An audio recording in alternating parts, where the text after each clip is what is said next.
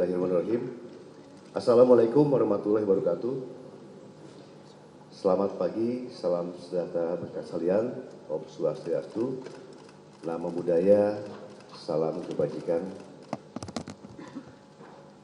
Yang saya hormati hadir di sini Pak Wakapolda Metro, Pak Brigjen Dekananto, juga hadir di sini Pak Dirkrim, Pak Komisi Iman, serta Pak Subdit ya, Pak Akta dengan Humas dan Humas, dan juga seluruh rekan-rekan media sekalian yang saya cintai, saya banggakan.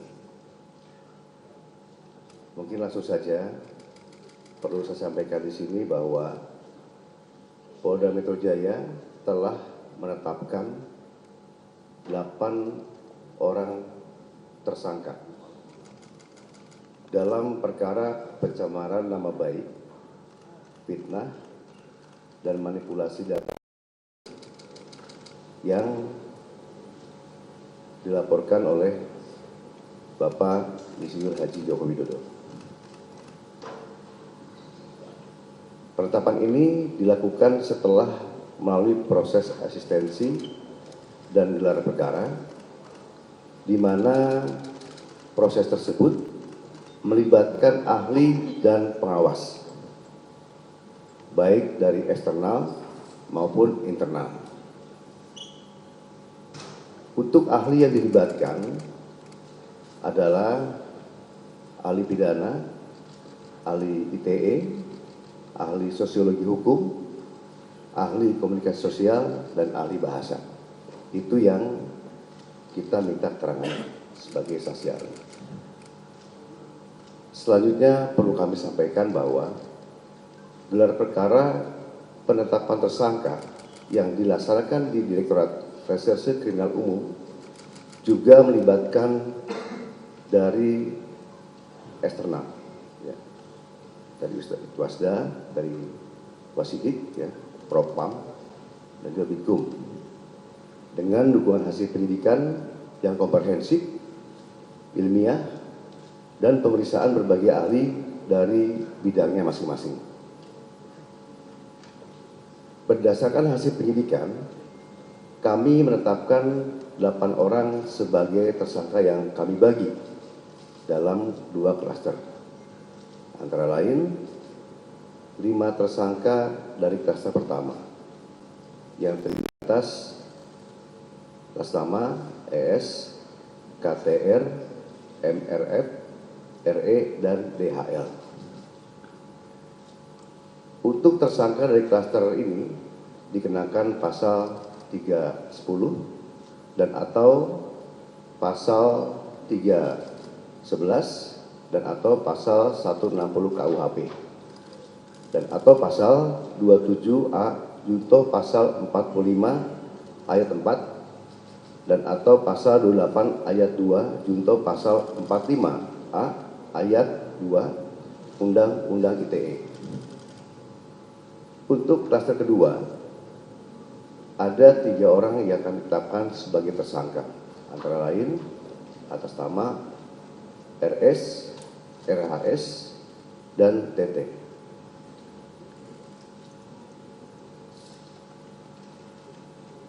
Tersangka pada klaster 2 dikenakan pasal 310 dan atau pasal 311 KUHP dan atau pasal 32 ayat 1 junto pasal 48 ayat 1 dan atau pasal 35 junto pasal 51 ayat 1 dan atau pasal 27A junto pasal 45 ayat 4 dan atau pasal 28 ayat 2 junto pasal 45A ayat 2 Undang-Undang ITE.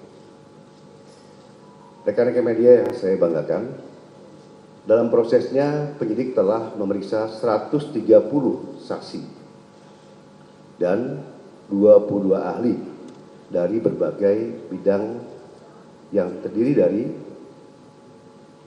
1. Dewan Pers, 2. Keterbukaan Informasi Pusat, yang ketiga Dirjen Peraturan dan Perundang-undangan dari Kemenkumham, yang keempat akademisi digital forensik, Yang kelima, asosiasi digital forensik. Yang keenam, praktisi digital forensik. Yang ketujuh, ahli bahasa Indonesia. Yang kedelapan, ahli sosiologi hukum. Yang kesembilan, ahli psikologi massa. Yang kesepuluh, ahli komunikasi sosial. Yang kesebelas, ahli anatomi dari UI.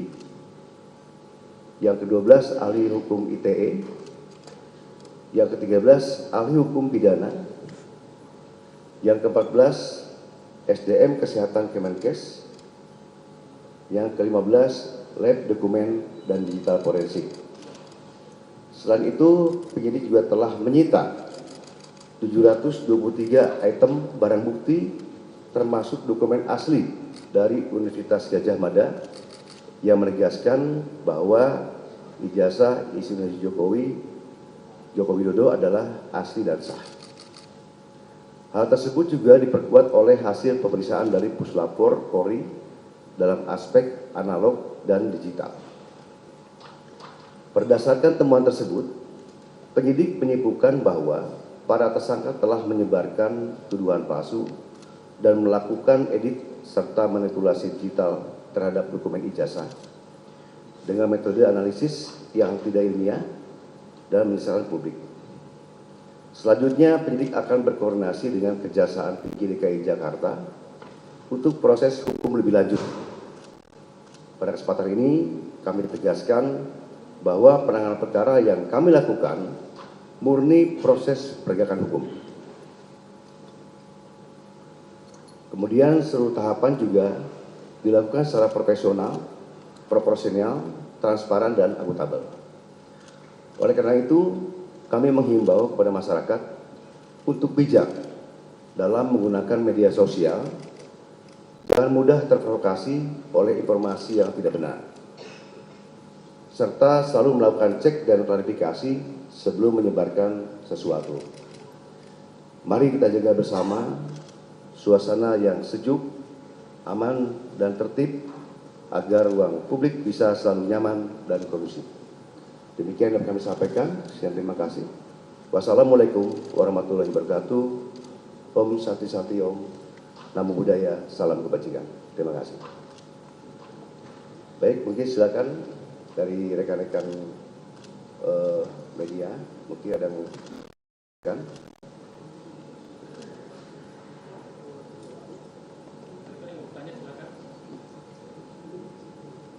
Ya.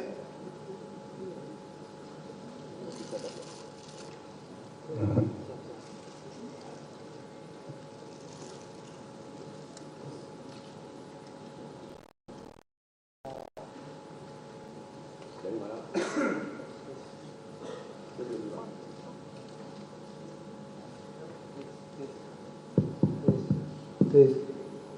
Izin Pak Kapolda, Pak Kapolda, Pak Dir, Pak Kasubdit, saya Adi Anugrahadi dari liputan6.com.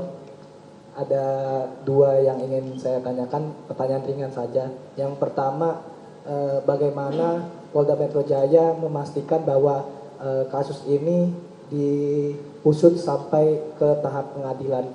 Yang kedua, yang kita tahu bahwa jarak antara pengumuman yang dilakukan oleh Barreskrim Polri dengan yang disidik oleh Polda Metro Jaya itu kan ada kaitannya gitu loh. Pada saat Barreskrim Polri mengumumkan bahwa tidak ada unsur pidana di dalam laporan ada aliansi masyarakat itu, apa yang membuat kasus ini terbilang lama dalam proses penyidikan? Apakah itu kaitannya dengan unsur pasal yang disangkakan oleh Polda Metro Jaya terhadap para terlapor atau seperti apa gitu? Terima kasih.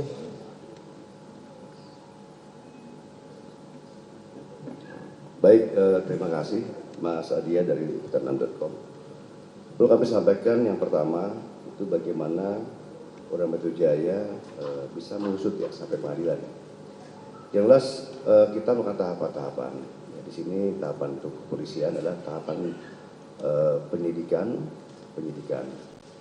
Nah, nanti kami akan koordinasi dengan pihak masuk ke tahap ke penuntutan. Ya, dan juga nanti dari pengadilan juga tuh keputusan seperti apa nanti akan masuk ke persidangan seperti itu. Ya. Jadi masing-masing instansi kita punya kewenangan masing-masing ya. Kalau tugas kita adalah sampai ke penyidikan seperti itu, Mas ya. Dan yang kedua, kenapa untuk Baresim dengan dalam penyidikan ini dan Polda Metro agak lama? Terus terang aja banyak sekali item ya barang bukti digital forensik yang diperlukan oleh kita. Pemeriksaan itu tidak cepat, ya pasti membutuhkan waktu yang lama. Nah untuk itu, karena pemeriksaan dari hasil digital forensik dari lapor ya laboratorium forensik dan digital forensik itu baru selesai dalam waktu minggu kemarin, nah, sehingga kita bisa menetapkan sesuai dari apa yang menjadi hasil pemeriksaan dari laboratorium forensik tersebut, menetapkan untuk proses berlanjut. Demikian. Nanti silakan mungkin kalau untuk teknis lagi Pak Dirkrim bisa menyampaikan. Silakan Mas siapa? Mohon izin Pak dari YouTuber Nusantara, nama saya Bill. Dari YouTuber Nusantara, nama saya Bill. Mau minta klarifikasi Pak, kan kemarin kalau nggak salah yang terlapor itu ada 12 orang. Kemudian sekarang yang tersangka cuma 8 orang. Boleh dapat informasi terkait itu? Yang kedua, bagaimana Polda Metro Jaya menjamin bahwa proses pentersangkaan ini tidak akan mengalami jalan buntu alias akan sampai ke pengadilan, mengingat tidak sedikit juga kasus yang sudah tersangka tapi SP3. Saya pikir demikian. Ya mungkin silakan Pak Dirkrim bisa menambahkan. Terima kasih Jenderal, mohon izin. Pak Bill, kami sampaikan tadi dipertanyakan mengenai 12 yang awal dilaporkan. Dalam proses penyidikan ini tentunya kami berdasarkan pada fakta hukum yang kami peroleh di dalam proses penyidikan secara saintifik. Saat ini kami menetapkan 8 orang menjadi tersangka yang diduga melakukan satu perbuatan pidana. Namun demikian proses penyidikan ini terus berlangsung dan kami terus melakukan pendalaman. Kemudian berkaitan dengan bagaimana selanjutnya proses penyidikan ini berjalan, tentunya kami juga sebagai sebuah kesatuan bersama-sama dengan Jaksa Penuntut Umum dalam criminal justice system, kami terus melakukan koordinasi berkaitan dengan perkembangan penanganan perkara ini, ya tentunya dalam hal penuntutan juga ke depannya untuk dihadapkan di sidang peradilan sehingga bisa memberikan rasa keadilan bagi masyarakat Indonesia. Terima kasih. Siapa? Silakan. Selamat pagi Pak, saya Mahardika dari CNN Indonesia TV. CNN. Tadi ada beberapa tersangka yang juga dijerat dengan UU ITE, apa ya, artinya kan ancaman hukumannya di atas 5 tahun. Apakah akan dilakukan penahanan mungkin Pak? Terima kasih. Silakan Pak Dirkrim, bisa jawab. Baik, terima kasih Mas dari CNN ya. Terkait dengan kewenangan yang diberikan oleh undang-undang terhadap penyidik yang berhubungan dengan penahanan, tentunya ada beberapa pertimbangan yang akan dijadikan sebagai bahan pertimbangan oleh penyidik nanti pada saat pelaksanaan pemeriksaan kepada tersangka. Dari yang lain silakan. Ya. Izin saya Habibi dari merdeka.com. Hanya ingin meneruskan saja tadi kan untuk masa penahanan itu kan tergantung dari pemeriksaan nanti tersangka. Nah itu waktu untuk pemeriksaan tersangka itu kapan? Karena kan baru gelar perkara kemarin. Itu saja mungkin Pak Dir. Terima kasih. Oke, silakan Pak Dir. Jawab.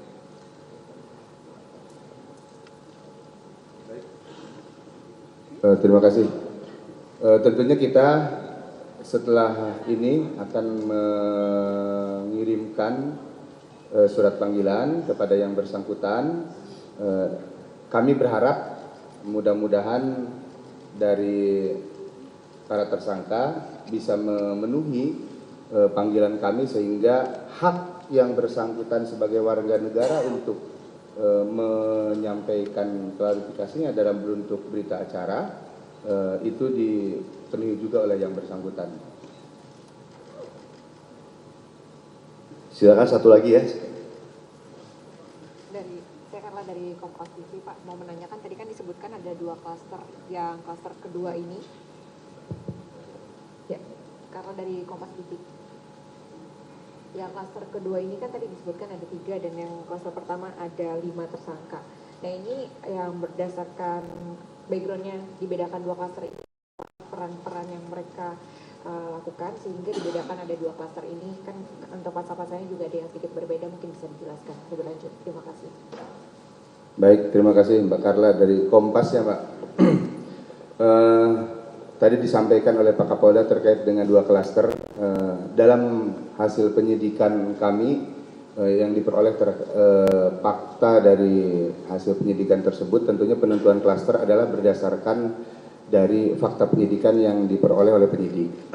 Dan itu sesuai dengan apa yang dilakukan atau perbuatan hukum yang dilakukan oleh masing-masing tersangka, sehingga ini akan menentukan pertanggungjawaban hukum seperti apa yang harus dihadapi oleh tersangka. Jadi clustering itu didasarkan pada perbuatan yang telah dilakukannya.